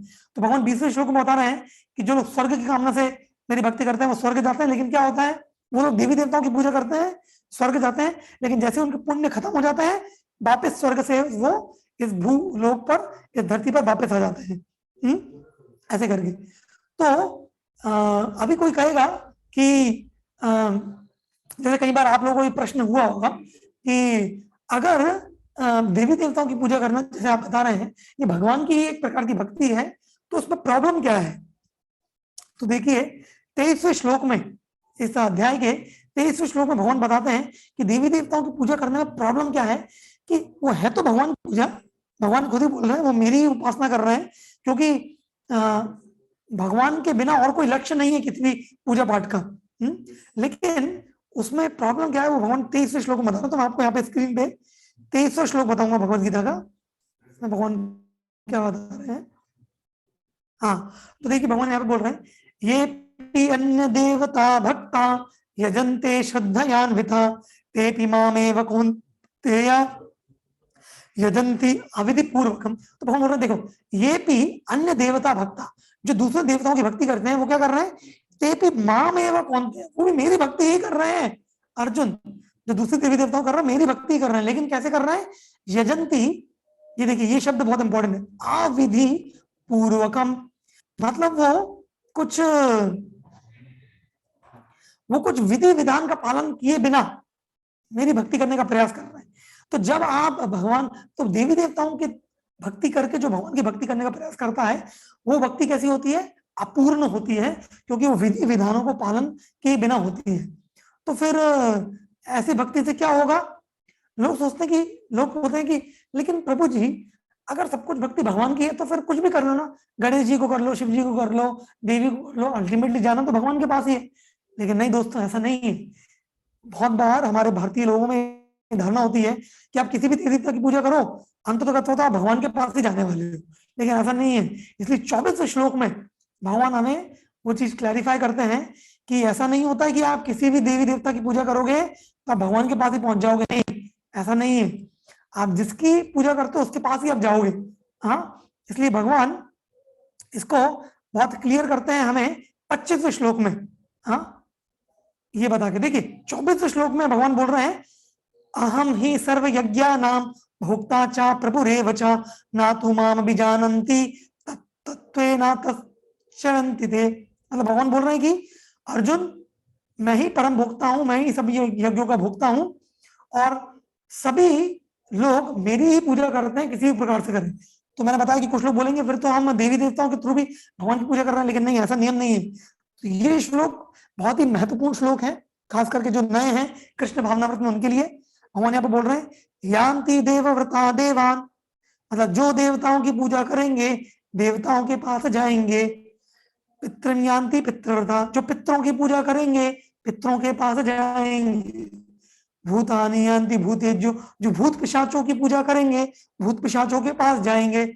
यान्ति मध्याजिनो अपि मां, मेरी भक्ति करेंगे वो मेरे पास आएंगे। इस प्रकार से भगवान ने बहुत क्लियर कर दिया 25वें श्लोक में कि ऐसा नहीं है कि आप किसी की भक्ति कर लो, सभी जगह एक जगह जाना है। जैसे एक उदाहरण आता है, अगर मान लो आपको दिल्ली जाना है तो क्या आप बंबई का टिकट खरीद के दिल्ली पहुंच जाओगे? क्या आपने बंबई का टिकट खरीदा है और दिल्ली पहुंच जाओगे? क्या आप रेलवे स्टेशन पे जाके बोलते हो क्या कि अरे कोई भी ट्रेन में पहुंच जाओ, बैठ जाओ, सब ट्रेन दिल्ली जाती है, ऐसा बोलते हो क्या आप? नहीं, हर ट्रेन का गंतव्य स्थान अलग अलग होता है। आपको जिस जगह जाना है आपको उसी ट्रेन में बैठना पड़ता है, उसी ट्रेन का टिकट खरीदना पड़ता है।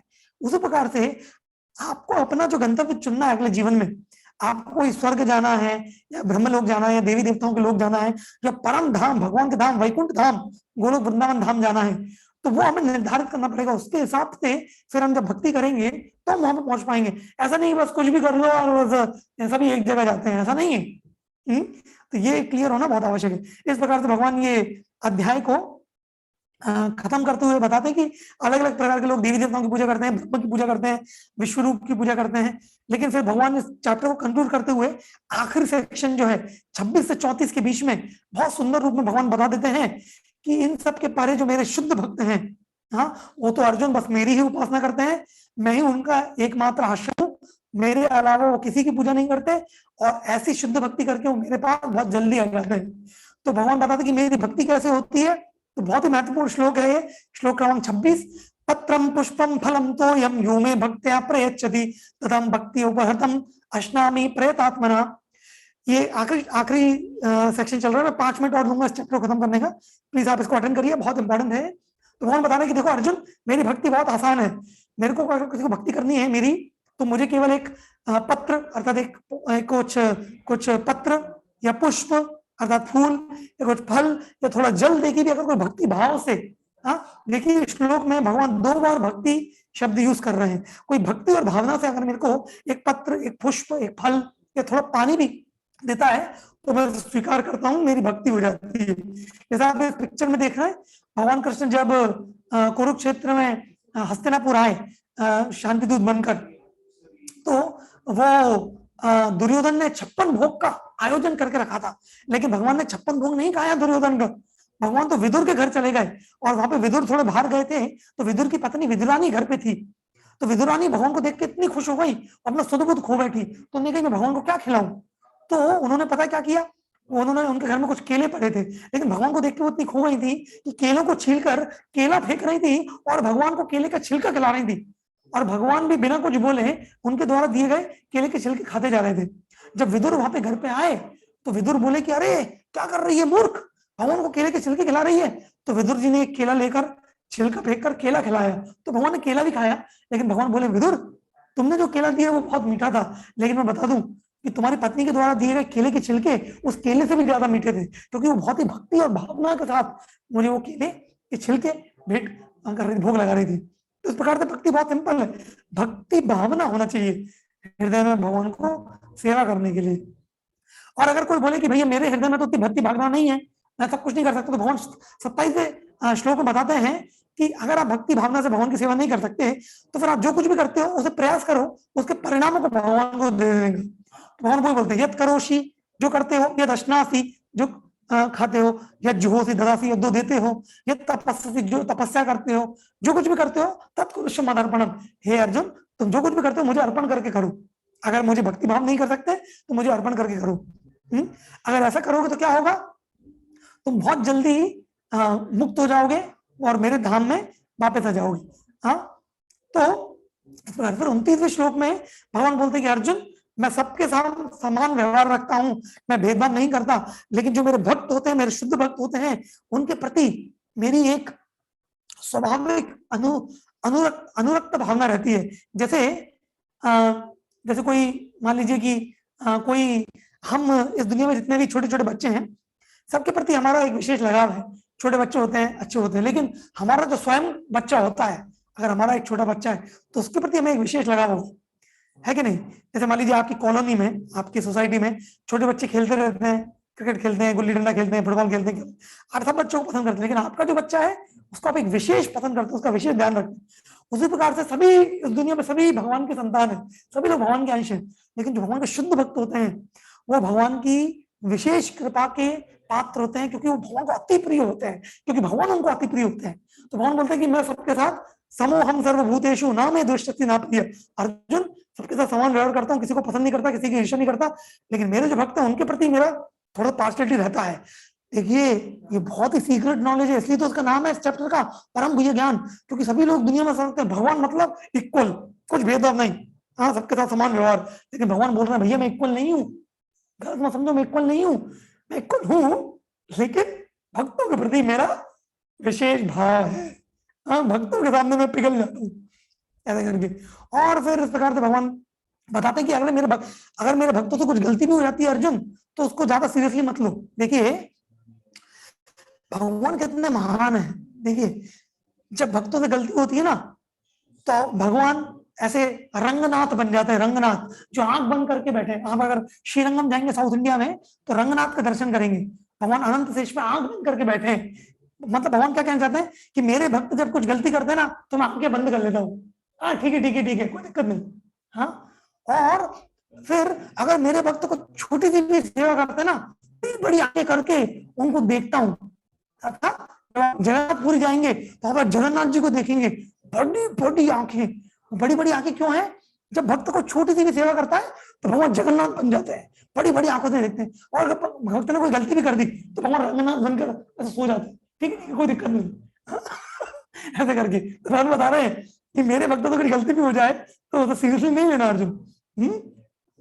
और ऐसे करके, और भगवान बताते हैं 32वें श्लोक में कि अरे भक्ति इतनी आसान है कि जो बहुत पापी लोग भी जो हैं, जो निम्न योनि में जन्म लिए हैं, हाँ भगवान बताते हैं माम ही पार्थ व्यपाश्रिता ये भी पापी योनाया स्त्रियों वैश्यो तथा शूद्र ते भी यान्ति पराम गतिम। जनरली देखिए कि अधिकांश भौतिक जगत में जो लोग होते हैं उनको ज्यादा अध्यात्म में रुचि नहीं होती, खास करके जो स्त्रियां होती हैं उनको घर गृहस्थी में ज्यादा रुचि होती है। लेकिन भक्ति एक ऐसी प्रक्रिया है जो सबके लिए बहुत आसान है, स्त्रियां कर सकती हैं, बच्चे कर सकते हैं, बूढ़े कर सकते हैं, जवान कर सकते हैं, बहुत ही आनंददायक प्रक्रिया है भक्ति। तो भगवान बोल रहे हैं ऐसे सभी लोग कर सकते हैं भक्ति। तो जब ऐसे पापी लोग कर सकते हैं या जो बहुत क्वालिफाइड नहीं वो कर सकते हैं, तो महान भक्तों का तो कहना ही क्या, वो तो बहुत आसानी से कर सकते हैं। और इस अध्याय का आखिरी श्लोक जो चरम श्लोक है, पूरी भगवत गीता का चरम श्लोक है, जिसको भगवान पूरी गीता में 2 बार बोलते हैं। इस 9वें अध्याय में भगवान ने बोला और सेम श्लोक भगवान रिपीट करेंगे 18वें अध्याय में भी। मतलब जो श्लोक 2 मुख्य अध्याय में रिपीट हो रहा है, 9वें अध्याय में और 18वें अध्याय में, जो कि बीच का अध्याय और आखिरी अध्याय, भगवान इसको 2 बार रिपीट कर रहे हैं श्लोक को। मतलब सोचिए ये श्लोक कितना महत्वपूर्ण है, क्योंकि यही परम गुह्य ज्ञान बता रहे हैं भगवान कि यही करना है हमें, इसके अलावा और कुछ नहीं करना है। तो वो श्लोक भगवान बोलते हैं, मैं आपकी स्क्रीन पे डिस्प्ले करूंगा कि भगवान क्या बोल रहे हैं। इस अध्याय का आखिरी व श्लोक 34वां श्लोक, भगवान बोल रहे हैं कि ये जो अगर तुम्हें शुद्ध भक्ति करनी है मेरी अर्जुन, तो ये कैसे करोगे, और यही इस पूरी भगवत गीता का सार है। यही अगर हमने समझ लिया तो हमारा गीता अध्ययन सक्षम हुआ, साक्षात्कार हुआ और पूर्ण हुआ। तो भगवान क्या बोल रहे हैं आप स्क्रीन पे देख सकते हैं। भगवान बोल रहे हैं बहुत महत्वपूर्ण श्लोक कि अर्जुन अगर तुम उस दिव्य स्थिति को, मेरी भक्ति को प्राप्त करना चाहते हो, हाँ, और तो क्या करो और क्या करना चाहिए तुम्हें। मन मना भव, अर्थात अर्जुन अपना मन मुझ में लगा दो, अर्थात ये हरे कृष्ण मंत्र चालू कर दो, भगवान का नाम लेना चालू कर दो। भगवान का नाम लेके भगवान में मन लगता है। मद भक्तो, मेरे भक्त बन जाओ। मदयाजी माम नमस्कुरु, मदयाजी मेरी पूजा करो। माम नमस्कुरु, मुझे नमस्कार करो। मामे विषयुक्तेव्यम आत्मानं मत्परायण, इस प्रकार से मुझ में पूर्णतः युक्त होकर तुम मेरे पास बहुत जल्दी आ जाओगे और मेरी तरफ पूरा engage your mind always in thinking of me, हमेशा अपना मन मुझे सोचने में लगाओ। बिकम माय डिवोटी, मेरे भक्त बनो। ऑफर ओबेसेंसेस, मुझे प्रणाम करो। वर्शिप मी, मेरी पूजा करो। इस प्रकार से मुझ में पूरे रम जाओ और इस प्रकार से तुम मेरे पास बहुत ही जल्दी आ जाओगे। तो ये स्लाइड भी आप देख सकते हैं कैसे करके भगवान के पास जब कोई जाता है तो भगवान उसको कैसे गले लगा लेते हैं। भगवान इंतजार कर रहे हैं सबका उनके धाम में, गोलोक वृंदावन धाम में। हम कब जाएंगे, जैसे आप यहाँ पे एक पिक्चर में देख सकते हैं, ये गोप कुमार करके कथा आती है, बृहद भागवतामृत करके एक ग्रंथ है जिसमें सनातन गोस्वामी लिखते हैं कि एक व्यक्ति गोप कुमार जो भौतिक जगत में था, भगवान के धाम वापस गया तो किस प्रकार से कृष्ण गोचरण कर रहे थे, गोचरण छोड़कर उसको स्वागत करने के लिए आए, उसको गले लगाया, सभी गोपी और गोपा उसको स्वागत कर रहे थे आध्यात्मिक जगत में। इस करके तो यही हमें करना है, हमें भगवान में मन लगाना है, उनका नाम जप करके हरे कृष्ण कृष्ण कृष्ण हरे हरे, हरे राम राम राम हरे हरे। भगवान के बारे में कथा सुनकर, गीता भागवत सुनकर, भक्तों का संग कर कर, भगवान का प्रसाद खाकर, नवदा भक्ति कर कर, भगवान की पूजा कर कर, भगवान के धामों में जाकर भक्तों का संग कर कर भगवान के भक्त बनना है, भगवान की पूजा करना है। तो ये गीता का सबसे गूढ़ रहस्य ज्ञान है जो भगवान ने 9वें अध्याय में दिया। इससे परे और कुछ नहीं है। आगे आने वाले जितने भी अध्याय हैं वो इसी को थोड़ा इधर उधर बताएंगे और इसको हम कैसे पालन करें उसके बारे में आइडिया देंगे। लेकिन ये जिसने समझ लिया उसका जीवन सफल हो गया। तो यही सबसे महत्वपूर्ण चीज है जो आज हमने इस 9वें अध्याय में चर्चा करी। आज हमने थोड़ा लेट कर दिया, उसके लिए मैं क्षमा चाहता हूँ, लेकिन हमने अध्याय पूरा करा। बहुत महत्वपूर्ण अध्याय था, लेट हुआ। हरे कृष्णा। कोई अगर प्रश्न हो तो हम अभी दे सकते हैं।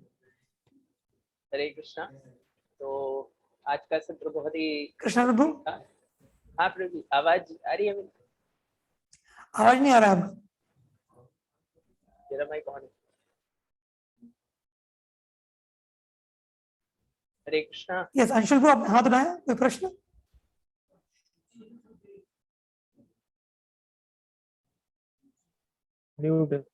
हरे कृष्णा प्रभु जी। हरे कृष्णा प्रभु जी, मेरा एक क्वेश्चन ये था कि आपने बताया था भगवान बोल रहे हैं जैसे कि वो हमेशा अपने आध्यात्मिक जगत में ही रहते हैं और कभी भी अपने आध्यात्मिक जगत को छोड़कर नहीं जाते। तो फिर जो अर्जुन को उपदेश दे रहे हैं, मतलब महाभारत के समय में, कुरुक्षेत्र के युग में, कुरुक्षेत्र में, तो फिर वो कैसे, मतलब भगवान स्वयं आए थे, या मतलब हम उसको किस चीज कैसे समझ सकते हैं? हाँ, देखिए हमारे भौतिक जगत का गणित कैसे काम करता है, 1 - 1 = 0 और 1 योग 1, 1 + 1 1 + 1 = 2। ये हमारे भौतिक जगत का गणित है। लेकिन भगवान का गणित कैसा है ना, आध्यात्मिक जगत का, कि 1 - 1 = 1 और 1 + 1 also = 1। तो भगवान जब अपने धाम को छोड़कर यहाँ पे आ रहे हैं, इसका मतलब भगवान अपने धाम में, ऐसा नहीं कि भगवान अपने धाम में नहीं, भगवान अपने धाम में नित्य लीला करते ही रहते हैं। यहाँ पे आके एक छोटा एक नैमित्तिक लीला करके भगवान प्रदर्शित करते हैं। एडवर्टाइजमेंट डिपार्टमेंट, थोड़ा एडवर्टाइजमेंट करने आते हैं अपने धाम को कि भाई देख लो मेरे धाम में, देखो मैं कैसे रासलीला कर रहा हूँ अपने भक्तों के साथ, हाँ माखन चोरी कर रहा हूँ और अलग अलग प्रकार के खेल में व्यस्त हूँ अपने भक्तों के साथ, तो आ जाओ मेरे धाम में। ऐसा एडवर्टाइजमेंट करने के लिए भगवान यहाँ पे आते हैं। लेकिन जब भगवान यहाँ पे आते हैं तो यहाँ पे स्वयं आ रहे हैं, ऐसा नहीं कि कुछ डुप्लीकेट आ रहे हैं। जब कृष्ण आते हैं ब्रह्मा के दिन में एक बार स्वयं आते हैं कृष्ण, लेकिन इसका मतलब ये नहीं कि अभी आध्यात्मिक जीवन में भगवान थोड़ी देर के लिए नहीं है, यहाँ पे वैकेंसी हो गई, सब लोग अरे भगवान कहाँ गए, ऐसा नहीं होता, क्योंकि 1 - 1 = 1 ओनली, ये आध्यात्मिक जगत का गणित। और जब भगवान अपना विस्तार करते हैं अलग अलग विष्णुओं के रूप में, तब भी भगवान एक ही बने रहते हैं, मतलब 1 + 1 is also equal to 1 only। तो ये इसलिए तो मैंने बताया कि भगवान की, इसलिए इसको इनकंसीवेबल पोटेंसी बोलते हैं। ये जो गीता के 9.4 to 9.6 ये जो 3 श्लोक हैं, ये भगवान की इनकंसीवेबल पोटेंसी अर्थात अचिंत्य शक्ति को दर्शा रहे हैं। अचिंत्य अर्थात जो हमारे चिंतन के परे है, उसे तो अचिंत्य बोलते हैं। अगर हमारी बुद्धि भगवान को समझ जाएगी तो फिर हमारी बुद्धि भगवान हो जाएगी ना, भगवान थोड़ा रहेंगे। अगर भगवान को भगवान रहना है तो हमारी बुद्धि के परे होना पड़ेगा, है कि नहीं? तो हम भगवान को उतना ही समझ सकते हैं जितना भगवान हमारे शास्त्रों में अपने आप को उद्घाटन कर रहे हैं, या हमारे हृदय में प्रेरणा देके जितना हमें समझा रहे हैं अपने बारे में, उतना ही हम समझ सकते हैं। पूर्ण रूपेण भगवान को समझना ये किसी भी व्यक्ति के वश में संभव नहीं है। तो हमने कुछ उदाहरणों के समय, जैसे कंपनी के मालिक के उदाहरण के थ्रू मैंने आपको बताया कि हर चीज कंपनी में मालिक के थ्रू चल रही है, उसने कंपनी चालू, उसने कंपनी बनाई है, वही कंपनी में सबको काम पे लगाया है, उसके निर्देशन में कंपनी चल रही है, लेकिन फिर भी वो कंपनी में ज्यादा कुछ करता नहीं है, वो आता भी नहीं है, वो तो घर पे बैठा हुआ है, लेकिन सब कुछ उसके निर्देशन में चल रही है, तो अलूप भी है भी। तो उसी प्रकार से भगवान का कनेक्टेडनेस भी है, दुनिया से आते भी हैं और नहीं भी आते हैं, धाम में रहते हैं, वहां से कभी निकलते नहीं है, और साथ में इस दुनिया को भी चलाते हैं। यही भगवान का अचिंत्य वो है। तो इसको सुनकर हमारे हृदय में समर्पण और भगवान के प्रति प्रेम की भावना जागना चाहिए। ऐसे करके ठीक है अंशुल जी? थैंक यू प्रभु जी। यहाँ और कोई प्रश्न किसी का? हरे कृष्णा, मेरा आवाज आ रहा है? कृष्ण प्रभु जी वॉइस नहीं आ रहा, कुछ टेक्निकल इशू। हरे कृष्णा प्रभु जी। यस। तो एक देवेंद्र रघुवंशी जी कुछ बोल रहे हैं, उन्होंने लिखा है कि प्रभु जी आज तो दिमाग हिल गया और अंत में यही समझे, कृष्ण को मत समझने की कोशिश करो, कृष्ण से प्यार करो, उनकी सेवा करो। अरे वो वेरी गुड। और कृष्ण से प्यार करना कैसे सीखेंगे? ऐसा नहीं कृष्ण को जाके उनको मंदिर में जाके उनके गालों पे कोई माखन लगाना, वो नहीं करना, कृष्ण के नामों का जप करना है। एक्चुअली हम भगवान से भी प्रेम करने के भी अभी लायक नहीं है, हमें भगवान से प्रेम करना सीखना है, जो कि हम एक प्रमाणित गुरु के निर्देशन में जब सेवा करते हैं तब हम भगवान से धीरे धीरे प्रेम करना सीखते हैं। इसलिए हमारे जीवन में ये अनिवार्य है कि हम भक्तों का संग करें, और भक्तों के संग में भगवान की सेवा कैसे करी जाती है? प्रेम का अर्थ सेवा। To love is to serve is to please. तो प्रेम का अर्थ सेवा, तो सेवा करेंगे तभी प्रेम होगा। तो भक्तों के संग में भगवान की सेवा करने सीखेंगे, गुरु के संरक्षण में सेवा करना सीखेंगे, वही प्रेम होता है। ठीक है, इंद्र भारत जी का हाथ उठा हुआ है, कोई प्रश्न है?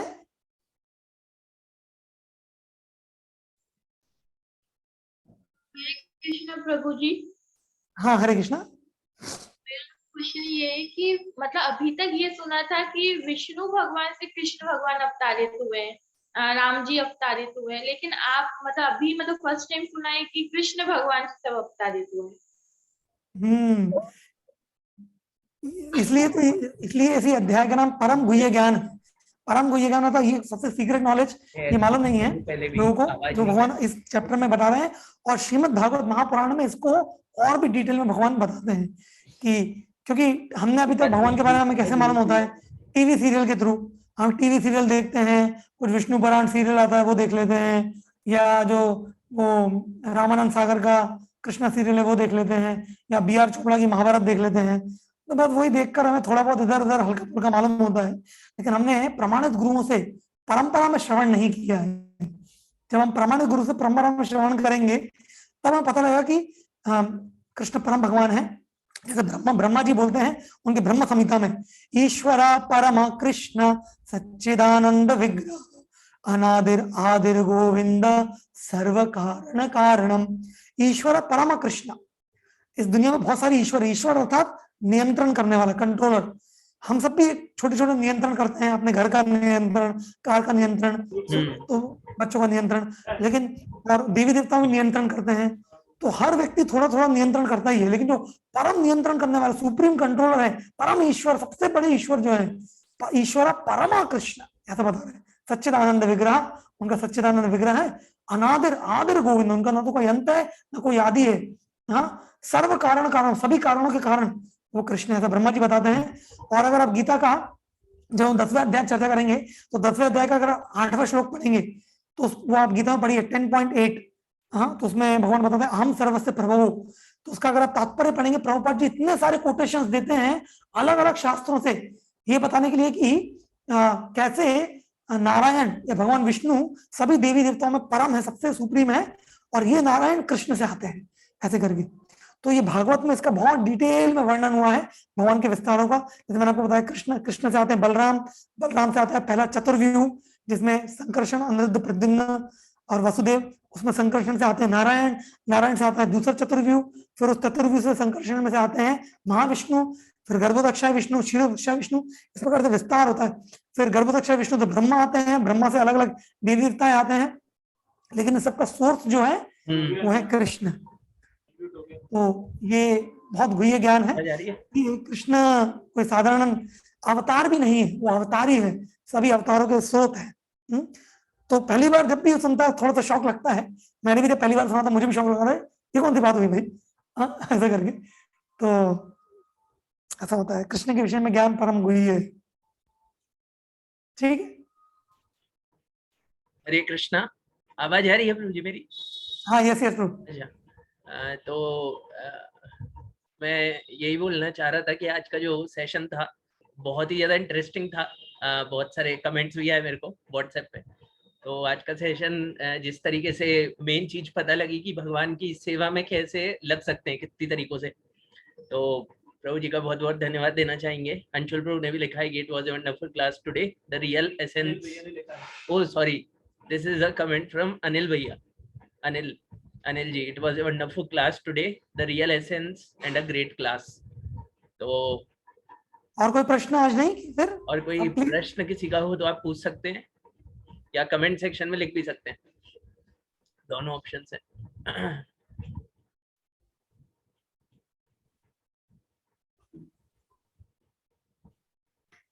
लगता है सारे डाउट क्लियर हो गए।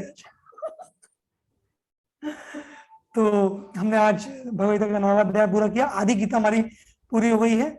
अभी ये जो आगे आने वाले 10वें अध्याय में भगवान अपने अलग अलग ऑपुलेंसेस बताएंगे, 11वें अध्याय में भगवान अपना विश्व रूप बताने वाले हैं, 12वें अध्याय में भगवान बताएंगे उनके भक्त कैसे होते हैं। तो ये बड़े मधुर अध्याय हैं, क्योंकि भगवान के पूर्ण गुण गुह्य विषय के बारे में चर्चा चल रही है। तो बहुत ही आनंदमय अध्याय है। आप आइए, कल भी हम चर्चा करेंगे भगवान का 10वां अध्याय, बहुत ही मनोरम अध्याय है सब आने वाले। तो इस प्रकार से, लेकिन इसका जो हमारा प्रैक्टिकल एप्लीकेशन है दोस्तों, वो ये है कि मेरा हाथ जोड़ के सभी से निवेदन है कि अगर आप इस गीता को सुन रहे हैं रोजाना और से आपको वाकई में लाभ हो रहा है, आपके डाउट्स क्लियर हो रहे हैं, तो फिर भक्ति योग में आप लगने में हिचकिचाइए मत। हमारे हरे कृष्ण केंद्र भक्तों से संपर्क करिए, माला पकड़ लीजिए, कम से कम माला चालू करिए, हरे कृष्ण माला और मंत्र चालू करिए, और भगवान को भोग लगाना चालू करिए। और मतलब सीखिए कि भक्ति में हम कैसे ज्यादा से ज्यादा आगे बढ़ सकते हैं। बहुत ही आनंदमय प्रक्रिया है ये भक्ति का। भगवान के साथ एक निजी संबंध हमको बनाना है। जैसे आध्यात्मिक जगत में 5 मूल रस होते हैं, वो भी भगवान ने इसी अध्याय में बताया। मैंने आपको ज्यादा एलैबोरेट नहीं करा, टाइम कम पड़ गया उसकी वजह से, क्योंकि क्वेश्चन नहीं है, इसलिए मैं 2 मिनट में आपको बता रहा हूँ कि भगवान ने अपने साथ संबंध का ज्ञान भी इसमें बताया है कि देखिए आध्यात्मिक जगत में 5 प्रकार के भगवान से संबंध होते हैं। शांत भाव में, दास्य भाव में, साक्ष्य भाव में, वात्सल्य भाव में और माधुर्य भाव में। तो हम में से हर एक व्यक्ति भगवान के प्रति एक ऐसा प्रेम का संबंध स्थापित कर सकता है। या तो हम उनसे शांत भाव में, जैसे जो गाय होती है भगवान के धाम में, या जो वृक्ष होते हैं, या जो हिरण होते हैं, वो भगवान के शांत भाव में प्रेम करते हैं। हाँ, फिर कुछ भगवान के पार्षद होते हैं भगवान के धाम में जो दास्य, मतलब भगवान को अपना स्वामी मानते हैं और स्वयं को भगवान का दास मानते हैं। फिर उससे उच्च होता है कि कुछ लोग भगवान को अपना सखा मानते हैं, भगवान के पास साक्ष्य भाव रहता है, जैसे भगवान के गो बालक जिनके साथ भगवान माखन चुराते थे, ऐसा साक्ष्य भाव। फिर उससे ऊपर होता है वात्सल्य भाव। वात्सल्य भाव अर्थात भगवान के माता पिता के रूप में भगवान की सेवा करना, जैसे नंद और यशोदा। यशोदा माता हमेशा चिंता करते रहती थी, अरे कृष्ण को कुछ बंदर ने नोच लिया तो, कृष्ण को किसी गाय ने कुछ कुचल दिया तो, कृष्ण भूखा रह गया तो, कृष्ण के पैर में कंकड़ चुभ गया तो। जैसे माँ बच्चे के बारे में सोचती है, भगवान के प्रति भी हमारी ऐसी भावना हो सकती है। और माधुर्य भाव अर्थात जैसे प्रेमी प्रेमिका से या प्रेमिका प्रेमी से प्रेम करती है, इस प्रकार की भगवान से बहुत ही घनिष्ठ संबंध के रूप में। तो भक्ति के द्वारा हम भगवान से इतना क्लोज, इंटीमेट और निजी संबंध हम स्थापित करते हैं, ऐसा हमारा आचार्य शास्त्रों में उद्घाटन करते हैं। तो ये भक्ति की प्रक्रिया जो है वो केवल इसी दुनिया में आनंददायक नहीं, इस दुनिया में तो बहुत आनंददायक है ही, और इस दुनिया के परे जब हम आध्यात्मिक जगत में जाएंगे तो इस प्रकार के निजी संबंध द्वारा, क्योंकि देखिए हर व्यक्ति निजी संबंध चाहता है। आप क्या चाहते हैं? भगवान से एक फॉर्मल एक रिलेशनशिप रखना, बस yes boss yes boss yes boss करते रहना, भगवान से एकदम पर्सनल इंटीमेट निजी संबंध रखना। तो वो निजी संबंध हम भगवान से स्थापित कर सकते हैं। भक्ति के द्वारा हमें धीरे धीरे पता लगेगा कि हमारा स्वभाव क्या है, स्वरूप क्या है, हमारा भगवान से क्या संबंध है, हम भगवान के दास हैं या उनके माधुर्य रस में हैं, वात्सल्य रस में हैं, ऐसे करके। तो प्रभुपाद जी बोलते थे कि जो मायावादी लोग हैं, ब्रह्मवादी लोग, ये मूर्ख हैं, ये भगवान बनना चाहते हैं। अरे लेकिन हमारी फिलॉसफी क्या है? भगवान नहीं, भगवान से भी ज्यादा बनो, भगवान के माता पिता बन जाओ और भगवान को कंट्रोल करो। क्या कोई कर सकता है इस दुनिया में भगवान को कंट्रोल? लेकिन भगवान की माँ यशोदा भगवान के पीछे छड़ी लेके भागी तो भगवान डर के मारे भाग रहे थे, सोचिए, और भगवान को बांध रही थी। कौन बांध सकता है भगवान को इस दुनिया में?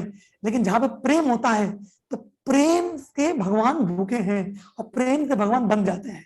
हाँ, तो जो बड़े बड़े ऋषि मुनि हिमालय में जाके तपस्या करते हैं, भगवान के पैरों के अंगूठे के नाखून की किरणों पे उनका ध्यान केंद्रित करते हैं, तब भी भगवान उनको मिल नहीं पाते। भगवान के पैरों के नाखून की किरणों तक का उनको साक्षात्कार नहीं हो पाता। वो पूर्ण पुरुषोत्तम भगवान माता यशोदा के आंगन में एक छोटे से बालक के रूप में नृत्य करते हैं, माखन के लिए भीख मांगते हैं। ये होती है भक्ति की शक्ति। और प्रभुपाद जी बोलते हैं, ये मत समझिए कि ये तो बस माता यशोदा के लिए या कुछ ऐसे वृंदावन वासियों के लिए ही संभव था। नहीं, जो भी प्रमाणित रूप से भक्ति करेगा और भगवान के प्रति प्रेम जागृत करने का प्रयास करेगा, हर एक व्यक्ति के लिए ये संभव है कि हम भगवान से एक निजी संबंध स्थापित करके उनके धाम जाके उनकी निजी सेवा में लगकर एक बहुत घनिष्ठ संबंध में अनंत काल तक, पूरी रेस्ट ऑफ द इटर्निटी हम आनंद में जीवन जी सकते हैं भौतिक जगत के परे। तो ये संभव है। ऐसा नहीं सोचना कि हम रासलीला में कभी भाग नहीं ले पाएंगे। नहीं, प्रभुपाद जी अपने लेक्चर में बोले थे, dance with Krishna, don't dance alone. तो प्रभुपाद जी बोले कि भगवान के साथ नृत्य करो, अकेले नृत्य मत करो। अकेले नृत्य करना मतलब मायावाद, भगवान के साथ नृत्य करो। हाँ, सभी लोग चाहते। तो इस प्रकार से ये बहुत ही आनंददायक विषय है। इसको जितना हम समझेंगे उतना आनंद आता जाएगा। तो अभी इसी के साथ आज हम खत्म करते हैं। बहुत सारी चीजें बात करने के लिए आगे हम करते रहेंगे चर्चा। So Krishna Prabhu, can we end here for today? Yes प्रभु जी, बिल्कुल। हरे कृष्ण। तो मिलते हैं आप सभी से कल 10वें सत्र में। हरे कृष्ण। श्रील प्रभुपाद की जय।